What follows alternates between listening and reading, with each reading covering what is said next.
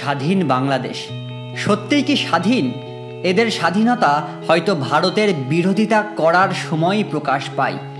ইতিহাস সৃষ্টি করে যে দেশ দ্বিতীয়বার স্বাধীন হয়েছে বলে দাবি করছে, বাস্তবে স্বাধীনতার পর সেই দেশের মানুষের, বিশেষ করে গরিব মানুষদের এমন পরিস্থিতি হয়েছে যার পরিপ্রেক্ষিতে আমার মনে হয় তারা হয়তো পরাধীনই ভালো ছিল।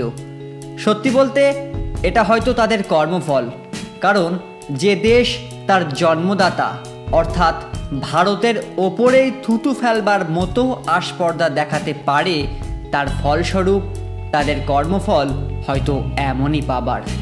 যদিও এমন অবস্থাতে ভারতের কি আছে কি নেই সে বিষয়ে বাংলাদেশের সাথে তুলনা করে আমি আমার নিজের দেশ ভারতকে ছোট করতে চাই না, কারণ ভারতকে বর্তমানে প্রমাণ করবার মতো কিছু নেই।